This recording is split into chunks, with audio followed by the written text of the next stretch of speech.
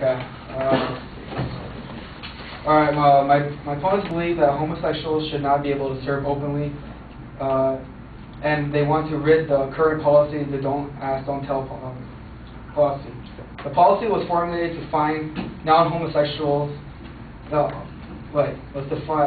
find a way for homosexuals and non-homosexuals to serve in the military with discomfort, because before this, no homosexuals could join at all. We have to understand that the policy allows gays to serve. It does not prohibit being gay in the military, but only expressing homosexual acts. Me and my partner disagree entirely to the point aside due to the fact that testing gay rights in the military wrongly jeopardizes the efficiency of the military itself. It's basically true. The military is tradition. We run things how we did ever since the Continental Army. The military should not be a test lab for politics. First off, the major changes, economical and procedural changes. If we eliminate don't ask, don't tell policy, and that is during wartime would create more havoc than it already is by pulling troops out. We would have to build not segregate, but we would have to build separate tents for the homosexuals, non-homosexuals, just because they feel the non-homosexuals feel discomfort in living in the same living quarters. We being the ban will be followed by quotas of lawsuits due to homosexuals that are not being promoted in a represented number. You know, this hits not just the military but the taxpayers itself. With all those lawsuits, the military is funded by taxpayers.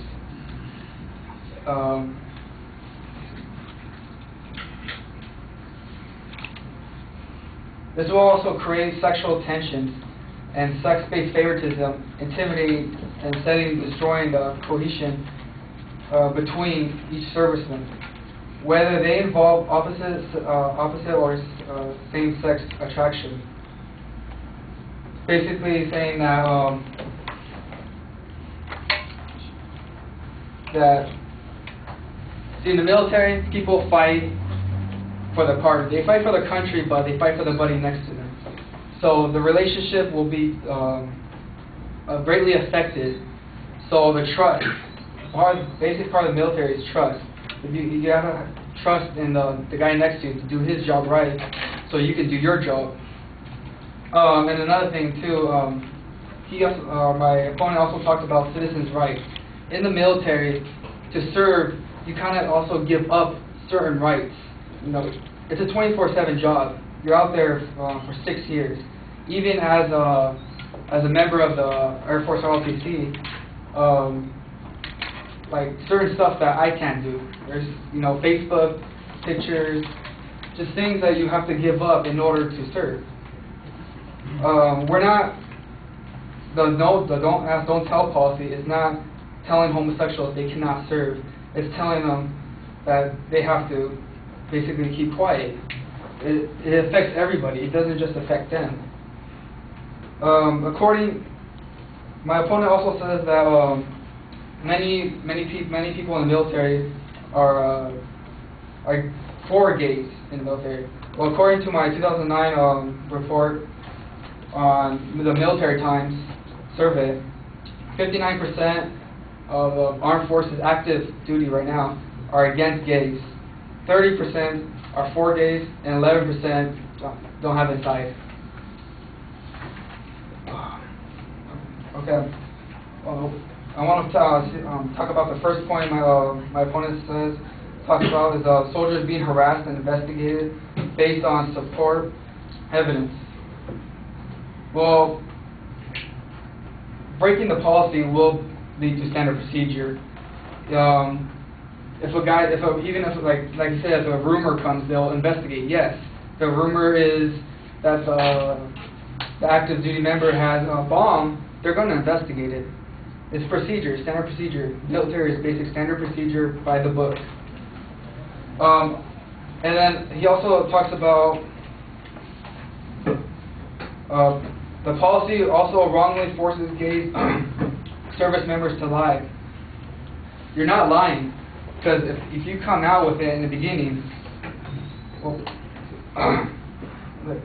you're just not telling the speaker. The personal life and business work life is different. You don't talk to your superiors about things that are happening outside of the work, and it's basically you keep your private life away from your work life.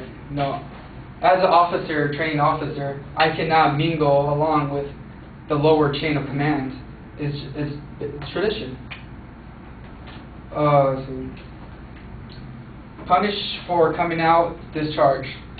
Well, my opponent fails to recognize that the gays that are discharged are mostly honorably discharged, meaning they seek all the benefits, so they don't have to serve the amount of time they signed up for, but they'll still receive the same benefits as a guy that goes in there for 6 years, and he has only gone for 3 years, so that's actually a basically good deal right there.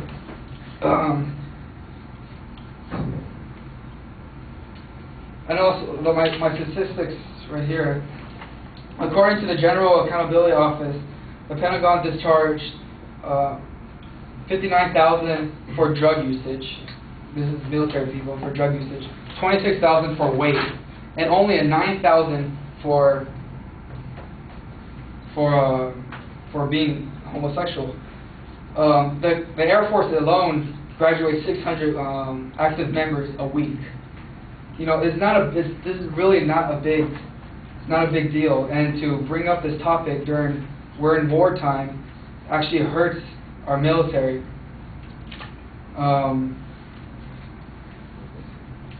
Gays in the military and gay marriages issues are part of a broader attempt by liberals to reconstruct the military.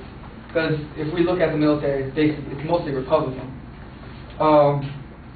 It is a liberal policy being repealed by liberals. So, you know, Bill Clinton, liberal, he's the one that put this in the act. Now it's being repealed right now. Well, looking to repeal. But in closing, the policy should not be repealed because the testing of gay rights in our military wrongly jeopardizes the efficiency of the military, of our military.